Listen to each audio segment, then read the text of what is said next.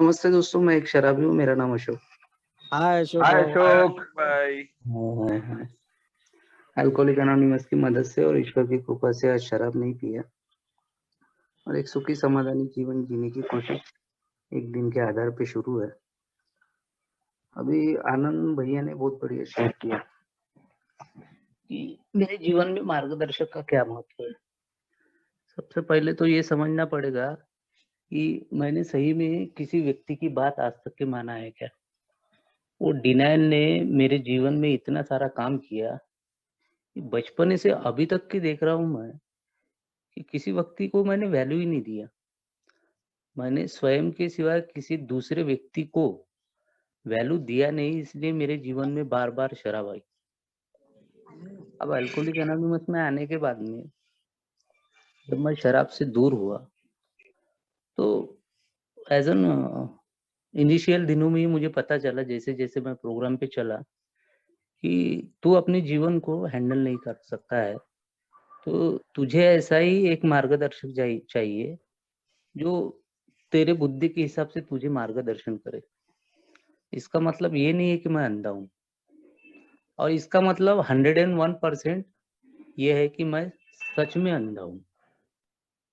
तो मैं ये अपने आप को मान लेता हूँ कि यार मेरे बलबूते पे मैं शराब से दूर नहीं रह पाऊँगा। अच्छा, मैं शराब से दूर भी रह लूँ, तो वो आनंदमय जीवन नहीं जी पाऊँगा, जिस प्रकार से बाकी के लोग या अल्कोहलिक एनोनिमस को अभिप्रेत जीवन है। अब स्वयं को प्रसन्न रखने के लिए मुझे दूसरे की मदद लेना ही पड़ेगा। मेरे जीवन में शराब बाद में आई, उसके पहले आए मेरे चरित्र दोष। हम लोग अक्सर सुना करते हैं कि डर के आगे जीत है, लेकिन ये जो मेरे अंदर का डर था ना, ये मेरे को जीतने ही नहीं देता था।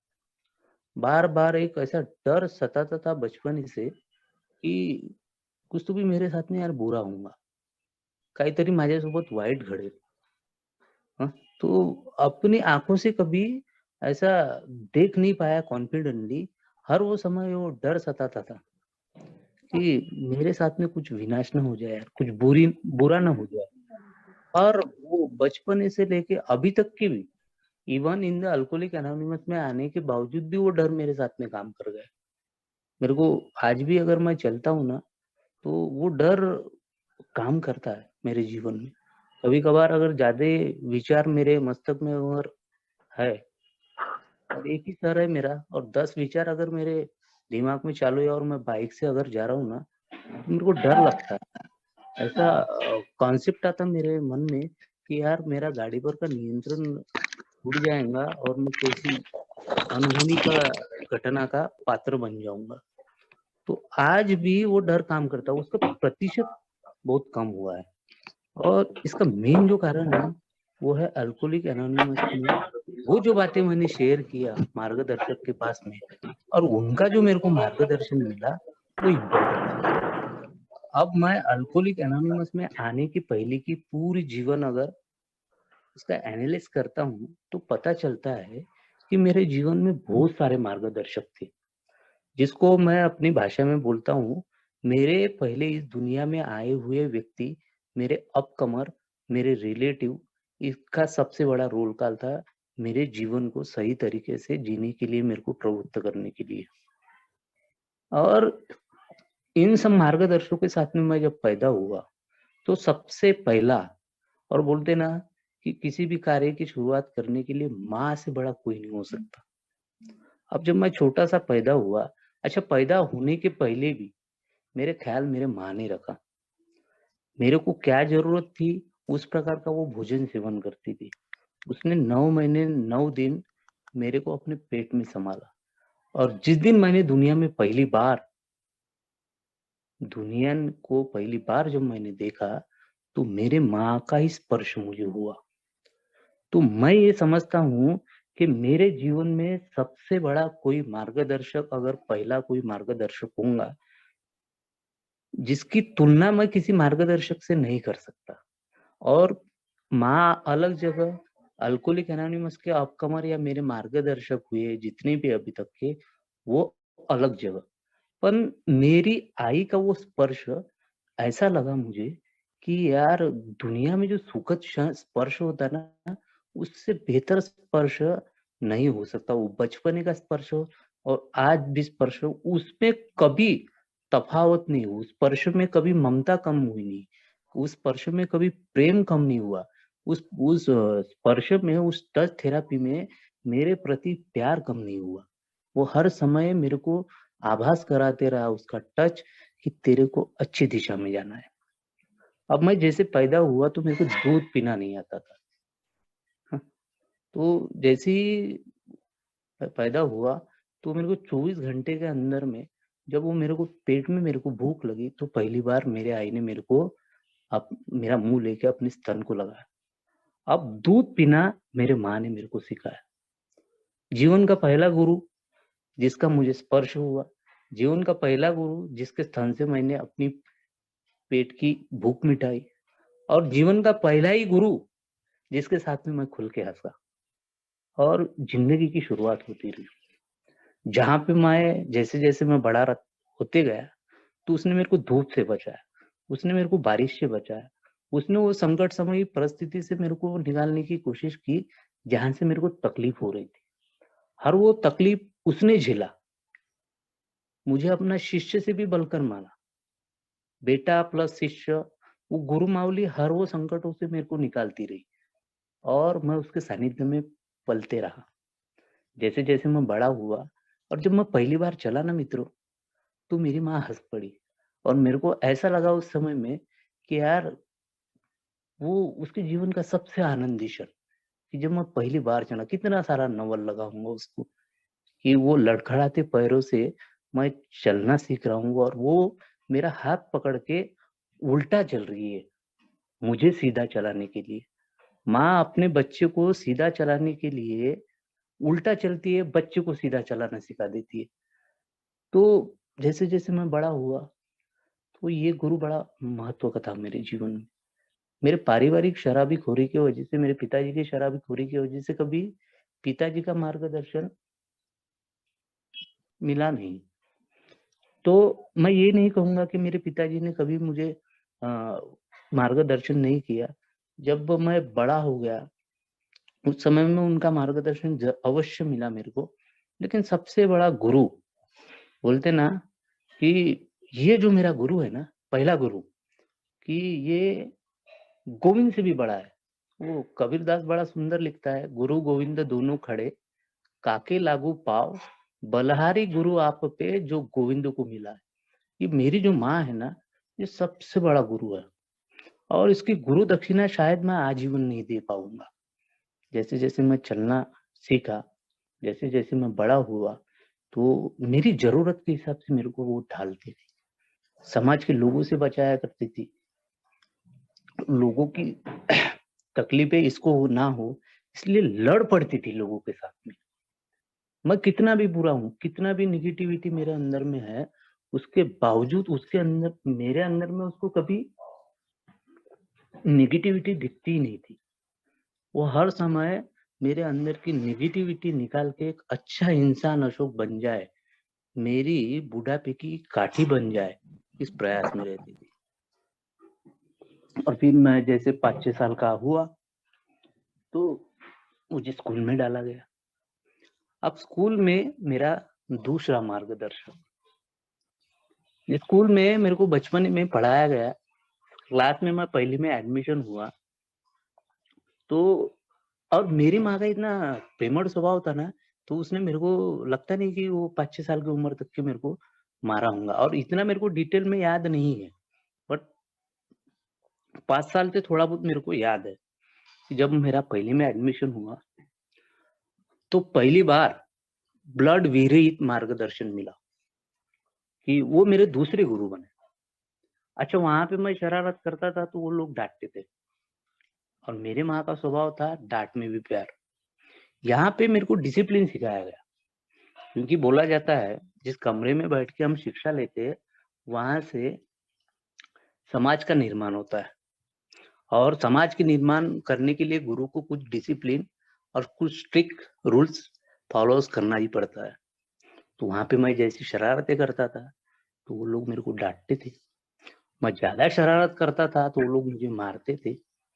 और जैसे जैसे मैं बड़ा हुआ, वैसे वैसे मेरे जीवन में अपकमर्स और हर वो व्यक्ति मेरा मार्गदर्शक बन के मेरे को अच्छे और बुरे राह दिखाते गया। अब जिस प्रकार से मेरा स्वभाव था, जिस प्रकार से मेरे विचार थे, उस प्रकार से मैं अपने आप को ढालते गया। कभी अच्छे विचारों के साथ में रह के मैं अच्छा बन जाता था, कभी बुरे विचारों के साथ में रह के मैं बुरी चर्चाओं में फंस जाता था, मैं झगड़े कर लेता था।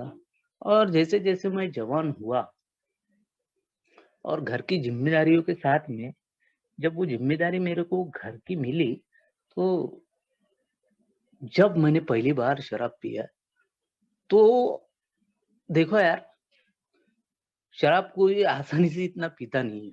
चलो, बाय चांस हुआ होगा हमारे शराबी जीवन में, हम ये भी नहीं सुनते हैं कि कोई अकेला बंदा पहली बार जाके शराब पिया। वो कोई ना कोई गुरु मिला, और उसको मैं बोलता हूँ गुरु घंटाल आदमी।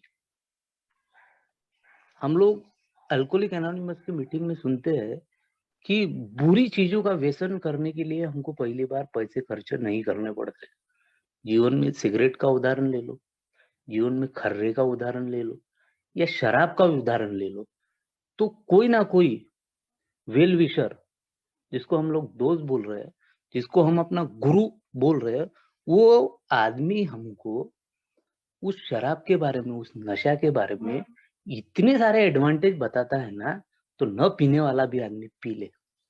और मेरे जीवन में वैसा ही हुआ कि शराब की वजह से इतनी सारी अस्त व्यस्तता होने के बावजूद मेरे कमजोर माइंड ने वो जो शराब के बारे में मेरे को मार्गदर्शक कर रहा था, वो जो मैंने जिसको अभी गुरु घंटाल बोला, वो गुरु घंटाल की मैंने बात सुन ली। और जब पहली बार जब मैंने शराब पिया, तो उस व्यक्ति ने मेरे को उस समय में शराब पिलाई जब 5वां महीना चल रहा था, और 5वें महीने में, मई जून के महीने में बहुत सारी गर्मी होती है, और वो शराब का बखान बता रहा था मेरे सामने। मैं उसको बार बार बोल रहा था कि शराब बहुत बुरी चीज है, मैं पीता नहीं हूँ। मेरे ये शराबखोरी की वजह से मेरे पिताजी ने हमको कहीं का नहीं छोड़ा। हम लोगों के यहाँ पे नौकर है आज, और वो लोग पहले जो जिनके यहाँ पे हम काम कर रहे हैं ना अभी, वो लोग पहले हमारे यहाँ पे काम करते थे। मैं शराब कितनी बुरी है उसका बखान कर रहा हूँ। मेरे अंदर में शराब नहीं पीने की कोशिश मैं उसके सामने पेश कर रहा हूँ, लेकिन मेरे कोशिश पे उसका आत्मविश्वास जीत गया। तुम लाख कोशिश कर लो, लेकिन आगे वाले व्यक्ति की अगर काउंसलिंग जबरदस्त है, उसका आत्मविश्वास तुम्हारे सबकॉन्शियस माइंड पे पड़ जाएगा। और फिर मैंने वो शराब पी ली। और जब शराब पीने के पहले उस व्यक्ति ने बड़ी मार्मिक लाइन बोली, बोले, अशोक, बियर और दारू में जमीन आसमान का फर्क होता है। बोले बोले मैं बोला कैसा होता है फर्क, मुझे इसका मतलब समझा के बता। बोला तो उसने बड़ा मार्मिक उत्तर दिया। बोले एक तो बोले ये बनती है बोले अंगूर से, और बोले इसका नाम है बोले अंगूर की बेटी। और ये जिसको ये भा जाती ना, बोले बॉस, बोले तेरा वजन देख, बोले अभी 45 किलो है ना, बोले तो इसको रोज अगर लिमिटेड मात्रा में पिएगा ना, बोले वो डॉक्टर के समान बातें कर रहा है मेरे साथ में, और मैं भोंदू भगत उसके जाल में फंस रहा हूँ। वो शराब की कितने बेनिफिट है मेरे सामने पेश कर रहा है। और फिर मैंने उसको बोला पीता गीता हूँ, लेकिन बोला किसी के सामने शेअर नाही करणार. अरे तू आहे ना मायातली गोष्ट म्हणे, मला कोणती येऊन पडली आहे म्हणे. और साला फिर मैंने बोला यार बियर क्यों, फिर थोड़ी सी मतलब वाइन पी लेते, पीना चाहिए तो नशा करना है ना, नहीं बोले। मैं बोले कितने दिन से दारू पी रहा, बोले लेकिन बियर पीता बोले धूप काले में, बोले क्योंकि बोले धूप काले में बियर पीना, बोले और जैसी बरसात आई उस समय में रम पीना, बोले और बोले धूप काले में ठंडी बियर, ठंडी में रम, बोले ये दो चीजें, और बाद में बोले दिवाली और फंक्शन वगैरह तब विस्की पीना, बोले। तो पहली बार जब मैंने वो बियर पिया, तो जितने लोग मेरे जीवन में, मेरे अपकमन, मेरी आई, मेरे वो मास्टर गुरुजी, उनकी सब जिन्होंने जितनी शिक्षा दी थी ना, अच्छे संस्कारों की, अच्छे विचारों की, सबकी मैंने वो राख रांगोड़ी कर दिया, वो सबकी ऐसा समझ लो कि लाशें जला दी उनके अच्छे विचारों की। और पहली बार जब मैं शराब पिया, तो उसके बाद में मेरे को और सारे बहुत से गुरु मिले। वो गुरु मेरे को बार-बार बताया करते थे कि तेरे को ये जीवन में ऐसे-ऐसे करना है। और शराब के साथ में वो शराब का जो मार्गदर्शक और वो जो फेलोशिप बनी ना, उसके वजह से मैं एकदम भौचक्का रह गया। जीवन में मेरे क्या एम है? शराब मेरे जीवन जी के एक अच्छा जो जटिल परिस्थिति हुई थी मेरे परिवार की शराबखोरी की वजह से, उसको सुधार के एक अच्छा जीवन जीना है। एक अच्छा नागरिक बन के अपने समाज के आगे पेश होना है, ये सब मैं भूल गया। और इतनी सारी शराब की दहशत हुई, 13 साल मैं शराब पीते रहा। अब मेरा वाला एक समय का कबड्डी का मैं प्लेयर चैंपियन, वो शराब पीने की वजह से इतना सारा उद्यम उसने मेरे को गिराया कि यार आखिरी के टाइम में मेरा कमर 27-28 का होता था। और उस समय में 28 के नीचे ट्राउजर भी नहीं आता था रेडीमेड। तो साला वो ट्राउजर भी नहीं होता था मेरे को। ऐसी जटिल परिस्थिति। फिर से वो उसमें से मेरे को निकालने के लिए वो जो मेरा बलदंड मार्गदर्शक था, जिसने मेरे को इस दुनिया में लाया, मेरी माँ, वो हर समय मेरे को शराब से दूर करने की हर वो जद्दोजहद कोशिश करती थी। अब उसका सपोर्ट करने के लिए और उसके साथ में 3 लोग जुड़े हुए थे, मेरी 3 सिस्टर और उसके साथ में थे मेरे सास-ससुर और मेरा साला। इन लोगों ने अपने अनुभव के माध्यम से कई बार मेरे को ऐसे-ऐसे उदाहरण दिए, जिससे मैं शराब से दूर होके एक अच्छा जीवन जी लूँ। बट नहीं यार, अच्छा आदमी बनने की प्रवृत्ति मेरे अंदर में ही नहीं है, तो मैं वो बनूँगा ही नहीं। अंदर का ईश्वर चलो है भी, वो अच्छा भी है, लेकिन मैंने उसको शराब पिला के सुला दिया है, तो बाहर में ईश्वर प्रकट होऊँगा ही नहीं। ऐसी परिस्थिति में मेरे को अल्कोहलिक एनोनिमस के पहले व्यसन मुक्ति केंद्र में डाला गया। वो आनंद भाई साहब बहुत बढ़िया बोलते हैं कि मेरी चिता जल रही है और बाजू में मेरा अहंकार जले बैठा है। मतलब यार मरने के बाद में भी मेरा अहंकार नहीं जाने वाला है। कहने का तात्पर्य ये है। और व्यसन मुक्ति केंद्र में इतना हेक्कड़ किस्म का व्यक्ति जब मैं पहली बार नीचे स्वयं होके एडमिट होने गया, नीचे वो काउंसलर के साथ में अच्छी-अच्छी बातें किया और ऊपर जब वो वार्ड बॉय के साथ में गया तो 2:30-3 बजे का समय था। वहाँ पे उनका एक डिसिप्लिन था, एक नियम था कि रेस्ट का टाइम रहता था 2 से 4 के बीच में का और व्हाइट ड्रेस पहन के रहती थी। अब जो मैं ऊपर गया 2 सवा 2 बजे तो सभी लोग सोए थे, सफ़ेद कपड़ों में। मेरे को लगा कि साले सब लोग मरे हैं। मैं वहाँ घबरा गया और मैंने वो वार्डन को बोला, "मैं इधर-उधर नहीं लाएगा" बोला, "मैं जाता हूँ" बोला अपने घर बोला, "मैं ऐसी दारू छोड़ दूँगा" बोला। "छोड़ो" बोला मेरा हाथ। जैसे ही ऐसा शब्द मैंने वापरा, वो वार्ड बॉय ने फड़-फड़ा के मेरे कान के ऊपर ऐसी दिया रसीद के, वो उसकी झन्नाट आज भी मेरे कानों में है। वो था सबसे बड़ा मेरा मार्गदर्शक कि मेरे अहंकार को ठेसने वाला गुरुवर्य। और जब पहली बार मेरे को ऐसा हुआ वो एकदम कानपटात बसली ते जोरानं आणि फिर वो एकदम वो जैसे ही उसने दूसरा हाथ बढ़ाया मैं फट से उसके सामने दोनों हाथ जोड़ के उनको रिक्वेस्ट किया। मैं बोला भाऊ राहतो म्हणलं इथं म्हणलं. 3 महीने वो राउत सर की काउंसलिंग, जालंधर मैडम की काउंसलिंग, ये क्या कोई मार्गदर्शक के कम थे मेरे वाले? मेरे को शराब से दूर करने के लिए हर वो जद्दोजहद कोशिश करते थे। 3 से 4 का सेशन मेरे लिए इसलिए स्पेशल रखते थे सिंगल व्यक्ति के लिए वो जालंधर मैडम मेरा स्पेशल काउंसलिंग करती थी। मेरे साले ने उनको बताया था कि मैं आपको 2-3 हज़ार रुपए मंथली एक्स्ट्रा दूँगा, इनका काउंसलिंग ज़्यादा करना क्योंकि ये अच्छे पढ़े-लिखे हैं। अगर ये शराब से दूर अगर हो गए, तो इनके जैसा चमत्कारिक व्यक्ति नहीं है। इसलिए वो जालंधर मैडम मेरे को हर रोज़ बिठाल देती थी। और वो काउंसलिंग और उसके बाद में जब मैं वो छुट्टी हुई, तो छुट्टी होने के बाद में भी ऐसा कुछ मैंने खुद होके प्रयास नहीं किया कि शराब से दूर हो जाऊँ। मन से डिस्ट्रॉय हुआ आदमी चाहकर भी शरीर से कितना भी धिप्पड़ रहे ना, कुछ उखाड़ नहीं पाएगा। मैं मन से हार चुका था, तो शरीर में ताकत नहीं थी। अच्छा शरीर में मैं ताकत भी बना लूँ, तो मन की तैयारी नहीं थी कि कुछ कर ले। अच्छा, कुछ करने का प्रयास भी कर लूँ तो वो जो भूते डॉक्टर की गोली है, वो मेरे को निद्रास्त अवस्था में डाल रही है। लेकिन अल्कोहलिक एनोनिमस में 1.5 महीने के बाद में, वो छुट्टी होने के बाद में मैं रिलैक्स हुआ, और वो 1.5 महीने के बाद में मैंने शराब पिया और स्वयं होके प्रवृत्त हुआ। उस समय में शकील साहब, मोहन आर, इन लोगों ने मेरे को वो ग्रुप में आने के लिए प्रवृत्त किया, उन लोगों की मैंने मदद लिया, और सबसे पहला इनिशियल स्पॉन्सर बना मेरा वाला है वो शकील। उसने मेरे को अल्कोहलिक एनोनिमस किस प्रकार से कार्य करती है, अल्कोहलिक एनोनिमस में मैंने क्यों जाना चाहिए, इसके बारे में विस्तृत जानकारी दी।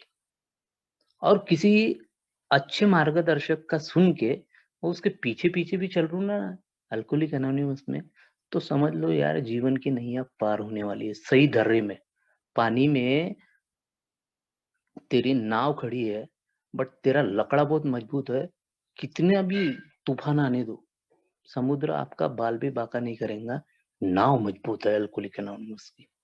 और उसके बाद में तो यार जैसे लाइन ही लग गई, मदद करने वालों की, अपकमर लोगों की लाइन ही लग गई। उसमें मोहन, प्रदीप यश, अशोक डी, विजय यश, इन लोगों ने अपने अनुभवों के माध्यम से मेरे को अल्कोहलिक एनोनिमस में आके किस प्रकार से आप परिवर्तन, अपने आप में परिवर्तन ला के कैसा जीवन जी सकते हो, इसके बारे में मेरे को जानकारी दी। मैं 1 साल इन्हीं लोगों के माध्यम में रह के, मार्गदर्शक न करते हुए, इन्हीं लोगों के साथ में रहते हुए पहला मेडल लिया। और पहला मेडल लेने के बाद में वही इनिशियल स्पॉन्सर को मैंने रिक्वेस्ट की। मैं बोला सर ये तुम बार बार बोलते यार, बोला मार्गदर्शक चुनो, मार्गदर्शक चुनो। मैं बोला कोई चांद वांद से आता है कि यार, बोला मार्गदर्शक, क्योंकि उतनी सारी मीटिंग में मैंने किया नहीं था ना। बोला कोई चांद वांद से आता है क्या यार, ये बॉम्बे से लेंगे, दिल्ली से लेंगे? बोला नहीं, बोले बाबू, बोले जो अपने से पहले आया है, बोले उसकी तात्विकता अच्छी है, बोले और तुम्हारे विचारों के साथ में तुमको मदद करेगा, बोले वो तुम्हारा स्पॉन्सर। बोले मैंने बोला तू बन जाना बाबू, मैंने मेरी वाली सोबरिटी नहीं है ना। बोले आप मेरे से ज्यादा सोबर हो गए, बोले। और उस समय में वो व्यक्ति कोलैप्स हो चुका था। तो मेरे ख्याल में बार बार एक ही नाम आता था कि यार नम्रता पूर्वक मेरे से बात करने वाला व्यक्ति कौन है। और मेरा 1 साल का पीरियड हो चुका था। फिर मैंने वो खोजबीन किया, और फिर उसी समय में एक व्यक्ति थे जो अल्कोहलिक एनोनिमस के व्यतिरिक्त कोई बात ही करना गवारा नहीं करते थे। प्रोग्राम और प्रोग्राम की प्रैक्टिस करते हुए तुम्हारे जीवन में अपने स्वभाव में कैसा परिवर्तन करना है, ये बार बार मेरे सामने पेश किया करते थे। और फिर मैंने उनको रिक्वेस्ट किया, वो मेरे साथ में, उनका कोऑर्डिनेशन अच्छा जमा है 1 साल तक के। लेकिन वो जो बता रहे थे ना, वो साला मेरे मस्तिष्क में फिट नहीं होता था। क्योंकि हम लोग देखते हैं कि अकड़ और कठोरता मुर्दे में होती है। भले ही मैं सोबर था, लेकिन अकड़ और कठोरता इतनी भरी थी, इसका मतलब मैं जिंदा ही नहीं था। कोई मेरे को, मेरा स्पॉन्सर अच्छे के लिए बता रहे थे। बार बार वो जो मेरे स्पॉन्सर थे ना, वो मेरे को हिदायत दे देते, अशोक इतने दिन हो गए यार तेरे को, कदम तो ले ले, पहला ही तो ले ले। कभी कभी मीटिंग में वो बोला करते थे कि यार आप लोग इतने दिन से मीटिंग में आ रहे हो, कदम तो ले ले। मैं बोलता था घेऊ ना आ रहा मन, अपने मन में लेंगे ना, तेरे को क्या घाई आई पड़ी है इतनी। मेरा प्राइड, मेरी अकड़ देखो। और इसी अकड़ के चलते हुए मैंने कौन से कदम में भी काम नहीं किया, दूसरा मेडल लिया। और मार्गदर्शक का सही गाइडलाइन अपने जीवन में अप्लाई नहीं करने की वजह से मेरे परिवार में बहुत सारे बखेड़े खड़े हो गए। शराब नहीं पीने के बावजूद मैं अपने आई को गाली गलौज कर रहा हूँ। मेरी बीवी जितनी बार शराब पीने की वजह से मायके में नहीं गई थी, मेरे सात्विकता के 2 वर्ष में चली गई। इतनी बार मैंने उसको मारा। आज ये बताते हुए मेरे को शर्म नहीं लग रही है कि जितना मार उसने कहनी मेरे शराबखोरी में नहीं मारा हूँ, खाया हूँगा, उतना मार मेरे वो 2 साल की सोब्रिटी में खाया। और दूसरे साल का जब मैंने अपने होम ग्रुप में मेडल लिया, उस समय में मेरी बीवी नहीं थी मेरे पास में। अब ऐसी जटिल परिस्थिति में जब मैंने वो मेडल लिया, उस समय में वो जो रनिंग स्पॉन्सर थे मेरे साथ में थे, और तब भी वो मेरे को बार-बार हिदायत करते थे। अशोक बोले, अपनी परिवार की अस्त-व्यस्तता भले ही तू स्पॉन्सर के साथ में मत शेयर कर बोले, पर तेरा स्पॉन्सर इतना अंधा नहीं है बोले, उसने भी 10 साल गुज़ारे यार बोले। मैं बड़ा वो मतलब एकदम इमोशनल हो जाता था उनके साथ में। लेकिन यार कभी अपने साथ स्पॉन्सर के साथ में कोऑर्डिनेशन जमा लूँ, ऐसी साली वो मन में समझ ही नहीं आती थी। बार-बार स्पॉन्सर पीठ पे हाथ घुमा के बोलता था कि जब तक जीवन में परिवर्तन नहीं लाओगे तब तक ये परिवर्तन नहीं दिखेगा। कुछ नहीं बदला तो कुछ नहीं बदलेगा। मैं ये लाइनों को नहीं समझ पाया। और दूसरा मेडल लिया मैंने अपने कड़मेश्वर ग्रुप में। उस समय में कड़मेश्वर ग्रुप में मीटिंग होती थी अस्तित्व समूह की, और मीटिंग लेने के बाद में वो मेरा कोर्ट में केस चल रहा था महिला मंडल में, और वो महिला मंडल में जाके मेरे मार्गदर्शक को मैंने बताया, तो बोले अशोक गलती नहीं भी होंगी तो भी वहाँ पे ज़्यादा आर्गुमेंट नहीं करना। बोले वहाँ पे जाके बोलने का बोले, अगर तेरे को बीवी वापस लाना है तेरे को बोले, तो बोले वहाँ पे उन्होंने बोला बोले कि तेरी गलती है, तो इतना ही बोलना है बोले कि चलो ठीक है आइंदा से ये काम नहीं करूँगा, कॉम्प्रोमाइज़ कर लेना बोले आपस में, आफ्टर ऑल रहना तो बोले बीवी के साथ में ही है बोले। मैं उसको स्पॉन्सर को बोल रहा था, "वो ये मेंटल है ना, साली सुनती नहीं है। मैं कितना अच्छा हूँ, मेरी बीवी कितनी बुरी है, इसका बखान मैं अपने स्पॉन्सर के पास में बता रहा हूँ।" और मेरा स्पॉन्सर बार-बार मेरे को एक ही हिदायत दे देता था, "अबे जिस औरत के साथ में बोले 10 साल तूने गुज़ारे, उस समय में तेरे को वो मेंटल नहीं दिखी, अब शराब छोड़ते होते बराबर तेरे को वो मेंटल दिख रही है" बोले। बराबर तो बोल रहे थे यार वो, क्या गलत बोल रहे थे? और मैं बार-बार अपनी जिद पे अड़ा रहा। मैं अपने मन के ऊपर सोचता रहा कि ये स्पॉन्सर साला मेरे काम का नहीं है, मैं इसको बदल दूँगा। हुँ, ये सोच आती थी। क्योंकि मेरे को मेरे वो जो उस समय में जो मेरी सात्विकता थी और जो अकड़ थी मुर्दों वाली, वो ये मेरे को जतलाना चाहती थी कि मेरा स्पॉन्सर मेरे को मेरे वाले कृत्यों पे मेरी तारीफ़ करे, मेरी पीठ पकड़ के मेरा सपोर्ट करे, मेरे साथ में वो वहाँ पे चले और बोले वहाँ पे लोगों को कि अशोक जो भी कर रहा है वो सही है, प्रॉब्लम इसकी बीवी में है। मेरे अंदर में कोई प्रॉब्लम नहीं, ऐसी मेरी मानसिकता बनी हुई थी। और वो जब लेडीज़ काउंसलर थी, वो दोनों को हम दोनों को समझाया करती थी और नेक्स्ट तारीख देती थी। अब वो तीसरी तारीख पे साला मैं बौखला गया। मैं बोला देखो यार इधर बार-बार अपने को बुलाने का नहीं बोला। अपन बोला काम धंधे वाला आदमी है बोला, रिकामडिंग नहीं है बोला इन लोगों का। हाँ, चलना है तो भेजना है तो भेजो बोला, नहीं तो मत भेजो बोला। अभी इधर मेरे को बार-बार बुलाने का नहीं बोला। अगर तुम ज़्यादा बात करेंगा बोला, तो मेरा वकील बात करेगा बोला। आपसे बोला मैं इधर आऊँगा नहीं बोला। ये बात बोल के मन निकल गया। और देखो यार प्यार से बात बनने वाली, इस प्रकार से मेरे को मेरे अल्कोहलिक एनोनिमस के स्पॉन्सर ने मेरे को मार्गदर्शन किया कि अशोक यार कम से कम दूसरा और तीसरा तो कदम ले ले रे। हाँ, कोशिश तो कर साले एटलीस्ट। तू कर सकता था ना यार कोशिश। तो तेरा भाषा में परिवर्तन आ सकता था। 1 2 3 तो ले ले, कम से कम। शराब से दूर है। मैं वहाँ पे आर्ग्यू करता था कि भाऊ यार मैं तो शराब से दूर हूँ ना, क्या ज़रूरत है 1 2 3 लेने की, अभी समय है। अपने मन में ऐसा विचार प्रकट करता था। और साला वो वहाँ पे हुआ ज़्यादा, ससुराल के लोगों के साथ में मेरा ज़्यादा मनमुटाव।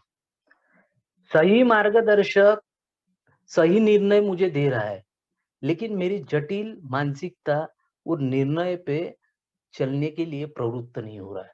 ऐसा समझ लो कि अति अहंकार की वजह से मैंने उनकी बात कभी सुना ही नहीं, और जो नहीं होने का था, मेरे जीवन में हो गया।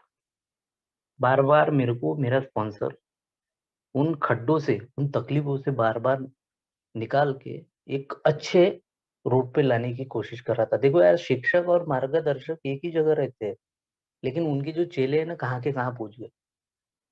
आज भी मार्गदर्शक और शिक्षक वहीं पे है, लेकिन उनके चेले कहाँ के कहाँ पहुँच गए। मेरा मार्गदर्शक एक ही जगह से एक ही लाइन बार-बार मेरे को हिदायत देता था, "अशोक तू करके तो देख यार।" हुँ, मैं 100% गारंटी देता हूँ तेरे को, रात के 12 बजे भी उनको मैं फ़ोन करता था ना, वो फ़ोन उठाते थे और बोलते थे, "अशोक एटलीस्ट प्रयास तो कर, कोशिश तो कर, हल्के-हल्के में लेंगे।" प्यार से समझाते थे अशोक, ऊपरी तौर पे लेंगे कदमों को, और कदमों के बारे में उनकी बहुत बड़ी पकड़ है, आज भी है, और मैं नहीं माना उनकी बात। वो बीवी मेरे साथ में आई नहीं, मैंने वहां पे मनमुटाव कर लिया महिला सेल में, और वो जो डिसीजन है महिला मंडल वालों ने मेरे लेडीज के तरफ फेवर में दे दिया। मैं बौखला गया और घर में आया, माँ थी, माँ बोली लाया क्यों नहीं, बोले बहू को, बोले वो बोला वो साले, बोला स्पॉन्सर लोग तो बहुत हरामी है, बोला साला उसका ही साइड लेके बोल रहे थे, बोले। तो मेरी माँ ने बड़ा सटीक उत्तर दिया, बोले अशोक तूने अपने पक्ष रखने के लिए वहां पे गाली गलौज कितना किया, बोले। मैं बोला यार तू भी उल्टा तुल रही है। जिस व्यक्ति को सात्विकता का अहंकार चढ़ गया ना, उसको लोगों की गलतियां दिखेंगी, स्वयं की गलतियां दिखी नहीं मेरे को 2 साल। हम्म? मैंने शराब 2 साल बंद किया, इस परिवार का स्ट्रक्चर मैं चला रहा हूँ। एक समय में अपने बीवी के लिए पेटीकोट नहीं लेने वाला व्यक्ति, उसको 2 रुपए की साड़ी ले रहा हूँ, तो इसका अहंकार मेरे अंदर में था। जो सबसे बड़ा मार्गदर्शक भी मेरे को समझा रहा था, सबसे पहला मार्गदर्शक, उसको भी मैंने उस समय में गाली गलौज की, और दिन ब दिन स्पॉन्सर के पास से दूर होते गया। उसका नतीजा ऐसा हुआ ना मेरे जीवन में कि अल्कोहलिक एनोनिमस की निरंतर मीटिंग प्रोग्राम की प्रैक्टिस करने की वो बनावटी कोशिश, और अंदर में नम्रता नहीं थी, वो नम्रता बनावटी लाके अपने आप को कितना अच्छा पेश करने की कोशिश। 24 जून 2018 को मेरे को दोबारा से दारू पीना पड़ा। कितनी तकलीफ वाली बात है ना यार। हम ये इस विषय पे डिस्कस कर रहे हैं कि स्पॉन्सरशिप एंड स्पॉन्सरी। 2 साल 3 महीने सोबर रहने वाला व्यक्ति किसी भी अपकमर की बात नहीं सुन रहा है, अल्कोहलिक एनोनिमस की स्पॉन्सर की बात नहीं सुन रहा है, परिवार की वाट लगी हुई है। उसके जीवन में 24 जून 2018 को फिर से शराब आई, और सोबर हुआ 17 मार्च 2016 2000, हाँ। तो कितना सारी तकलीफ हुई होंगी मेरे। मैं शराब पीने के पहले भी अपने स्पॉन्सर को फोन लगाया, उन्होंने रात को फोन लगाया था, उन्होंने, वो जानते थे कि बोले अशोक, बोले तूफान के पहले की जो बोले ना शांति है, बोले अभी भी संभल जा, बोले कुछ चीजों को आगे बढ़ के संवारने की कोशिश कर, बोले ये कर सकता है, बोले तेरे अंदर में स्किल है, बोले। बट अहंकार ने कभी रुकने नहीं दिया है यार। मेरा जो इनिशियल स्पॉन्सर था शकील, उसको मैंने फोन लगाया दारू पीने के पहले। अच्छा, वो फोन भी उठा भी लेता ना, तभी मैं दारू पी लेता। मैं उन 2.5 सालों में, या इवन 5.5 सालों में, पहली बार उस दिन 24 जून 2018 को पहली बार कैनल बार में गया 6 साल में, और एक निप पीने की सोच में गया कि वहां के लोगों को मैं बता दूंगा कि सालों तुम्हारे वजह से तुमने ये जो मेरे जीवन में कार्य किया, मेरे बीवी को, मेरे बच्चों को मेरे से अलग किया, इसलिए मैं दारू पिया। तो मेरे दारू पीने की जिम्मेदार स्वयं तुम हो, मैं नहीं हूँ। ये सिद्ध करने की कोशिश में एक नींव पीने गया, और मेरे साथ में एक स्लीपर मेंबर था, बोलते हैं स्पॉन्सर भी बोलता था हर समय में, गोबर के पास में रहोगे ना भाई, गोबर का दाग लगेगा। तो वो स्लीपर मेंबर को बार बार मैं अपने साथ में रखता था, वो दुकान पे बैठा रहता था, हमारी अच्छी पट्टी थी, मैं उसको भी सोबर कर लूंगा, ये अहंकार था मेरे को। मैं सोबर नहीं रह पाया, उसको सोबर नहीं कर पाया, उसके साथ में बैठ के 14 नीपी पी लिया। वो अपने घर चला गया। मैं रात के 12-1 बजे तक के, जब तक के बियर बार बंद नहीं होता है, 17 से 18 कितने लीपे पिया, क्या पिया मेरे को मेरा नहीं मालूम। सवेरे जब दूसरे दिन मैं उठा, तो मेरे 2 भांजे और मैं अपने सिस्टर के यहाँ पे ऊंधा पड़ा था, और सवेरे 9 बजे मैं उठा, तो उन लोगों ने मेरे को बोला, बोले अशोक, बोले 2 साल की, बोले तेरी जो शराब की दूरी थी, बोले खाली सोबर नहीं हुआ, बोले, है ना। वो अपने भाषा में, वो सोबर है यार। मेरे दीदी लोग ना, और मेरे रिलेटिव, मेरे दोनों भांजे सोबर थे। वो सोबर शब्द सुनते थे ना, मेरे बर्थडे के मीटिंग में आई थे मेरा सिस्टर, मेरे भांजे लोग, मेरे रिलेटिव लोग, तो बोले शराब की दूरी का अहंकार है ना, बोले इसलिए तेरे साथ में ऐसा हुआ। और उन्होंने बताया, बोला मेरे को कि बोले तुमने तो इतना सारा कर दिया, बोले कि 2 साल में जो तेरी समाज में अच्छाई थी ना, बोले पूरा गुड़ का गोबर हो गया। बोले लोग जितना तेरे को मीठा बोलते थे ना, बोले अभी तेरे को गांव में ले गए ना तो गांड पे थूकेंगे बोले तेरे। तो वहां से इतना पछतावा हुआ, आत्मग्लानि हुआ, शरीर का विड्रॉल बोल रहा था कि 90 पी ले, और मन बोल रहा था यार चाहे कुछ भी हो जाए अल्कोहलिक एनोनिमस में एक बार जाके देख लेते हैं। और मैंने वो मेरे भांजे को बोला, मैं बोला यार मैं जिस रिहाब में एडमिट था ना, उस रिहाब में लेके चल, बोला मेरे को, मेरी रिक्वेस्ट है। बोला इतना सारा पछतावा और आत्मग्लानि में मैं गया, और वो मेरे भांजे ने मेरे को गाड़ी पे बिठाला और ऑलमोस्ट दहगांव फाटे तक के आया। तो मतलब वो शरीर के विड्रॉल्स इतने थे, बोले मामा थोड़ा सा नाश्ता में कर लो ना, बोले तुम। बोला यार नाश्ता जाएंगे नहीं, टॉन्सिल हो गया, बोला छाले आ गए थे। यार दारू पीना है क्या साला, 26-27 नहीं पे। हम्म? तो वो फकीरचंद बार में पहली बार जहाँ बियर पिया था, वहीं पे अभी तक के आखिरी बार एक ने पिया।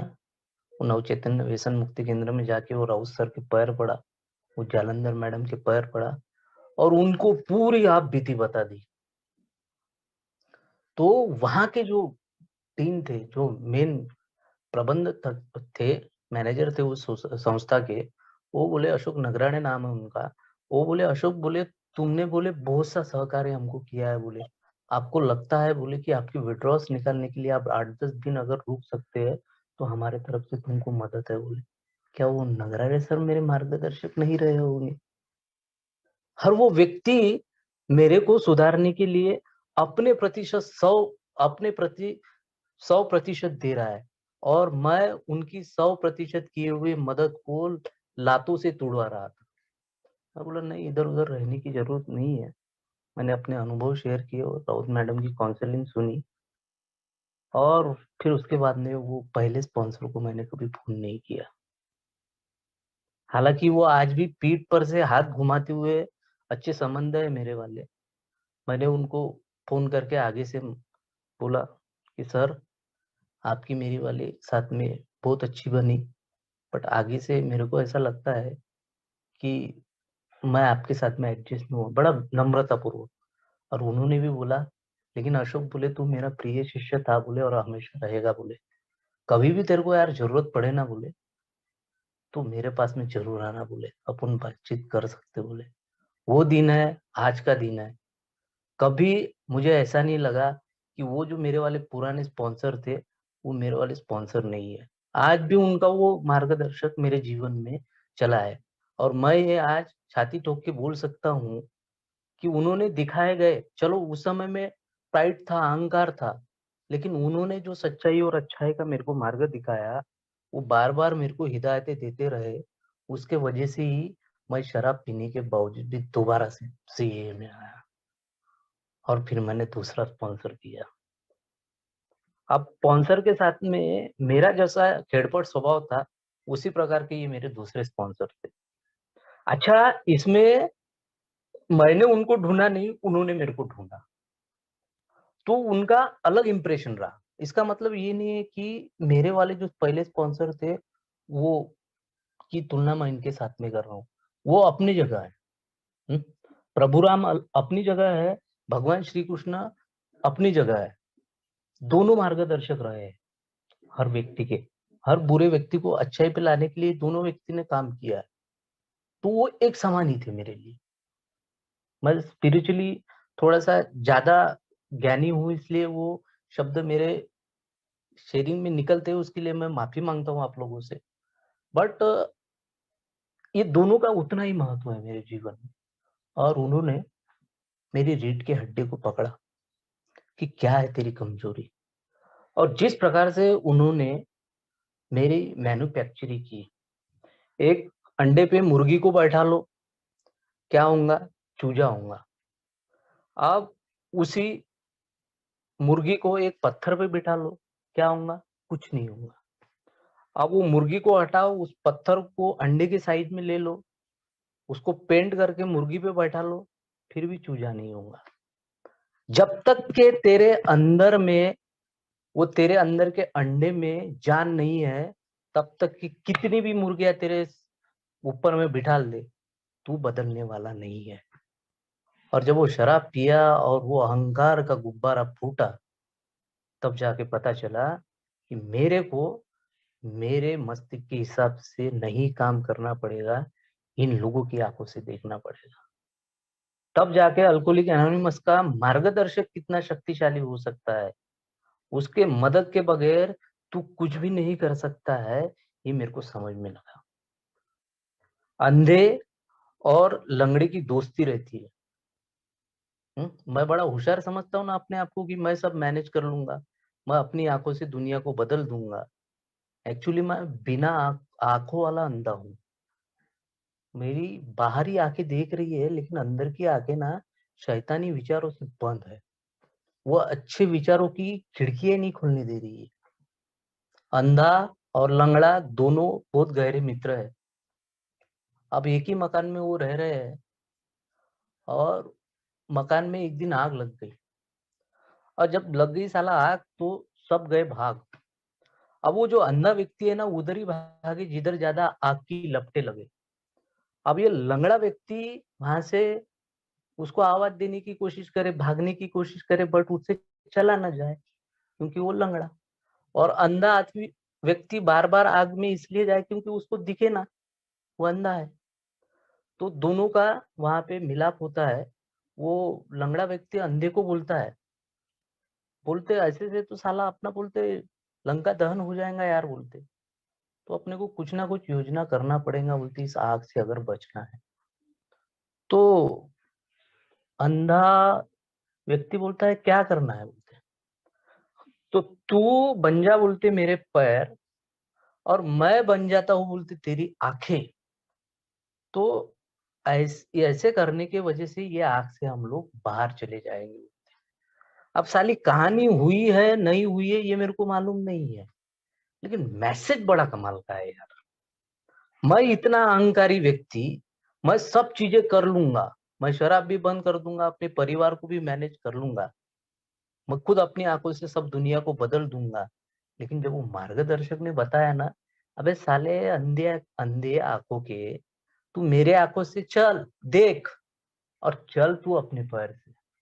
अगर मैं ईश्वर की आंखों से देखता हूँ, अगर मैं अपकमर की आंखों से देखता हूँ, अगर मैं अपने स्पॉन्सर की आंखों से देखता हूँ, तो कोई आग, किसी का बाप मेरा बाल भी बाल बिगाड़ नहीं सकता है। और आज भी वो प्रयास चालू है मेरा 3.5 साल की सोब्रिटी में, कि कोई भी ओल्ड टाइमर अगर मेरे को मार्गदर्शक करता है, मेरा स्पॉन्सर अगर मेरे को कदमों पे लाने की कोशिश करता है, हर वो समय में मदद करने की मेरे को कोशिश करता है, तो वो डिनाइल मेरा काम नहीं करता है। हाँ, मुजोर और हेकुड़ी हेकड़ी आज भी कायम है। अगर वो मेरे मन में, अगर वो बात अगर मेरे को पटी नहीं, तो आज भी आर्गुमेंट स्पेशलिस्ट बोला जाता है मेरे को अल्कोहलिक एनोनिमस में, कि मुजोरी करने में आज भी वही। क्योंकि अगर मेरे अंदर में, मेरे मन में अगर थोड़ा सा भी प्रश्न चिन्ह है, तो वो मार्गदर्शक मेरे जीवन के रथ पे बैठा है। उसको मालूम है ये साला मुजोर किस्म का आदमी है। अब मैं उनको, उन्होंने जो मेरे को ढूंढा है, उनको मैं वो टॉर्चर करके उनको बोलता हूँ, भाई साहब मैंने आपको नहीं ढूंढा, तुमने मुझे ढूंढा है, तो जैसा भी हूँ वैसा आपको झेलना पड़ेगा। और यार बहुत बढ़िया स्पॉन्सर है मेरे, झेलते बेचारे। और हर समय में मेरे जो अभी तक के जो जीवन चल रहा है, 3.5 साल का सोबर लाइफ, उसमें बड़ा आनंद ही है, परिवार के लोग भी बड़े खुश रह रहे हैं, क्योंकि मेरे को उन्होंने बदलाव की प्रक्रिया मिला है। अब वो मेरे जीवन के रथ में बैठे हैं, वो शक्तिशाली है। मैंने अपने जीवन के रथ के जो कासर म्हणतो आपण, ऐसन उसको बोलते हैं, वो उनके हाथ में दे दिया है। अब कोई कर्ण या कोई द्रोणाचार्य मेरे को बाण मार के हवा में उड़ा सकता। क्योंकि जब जब अगर मैं अपनी मार्गदर्शक की कही हुए बातों पे आकलन करके उस पे अमल अगर लाता हूँ, तो मेरे जीवन में बहुत बड़ा आनंद आता है। और यही सब मैं कर रहा हूँ। मेरे जो भी विषय थे, ये बहुत बड़ा सब्जेक्ट है और मेरे जैसे 3.5-4 साल का सोबर व्यक्ति ने इस सब्जेक्ट को न्याय दे देना, ये मैं गृहीत नहीं करता हूँ। लेकिन फिर भी जिस भी प्रकार से मेरी इस सब्जेक्ट को क्लियर करने की कोशिश थी, उस कोशिश में प्रयास हुआ, नहीं हुआ, ये आकलन आप लोग करें, क्योंकि आप मेरे से सर्वश्रेष्ठ हो। आप ही लोगों के बीच में रह के मुझे सात्विक मिली है। आपको जो अच्छा लगे वो लीजिए और जो नहीं अच्छा लगे तो एक छोटा भाई समझ के माफ कर दीजिए। धन्यवाद दीपक राव।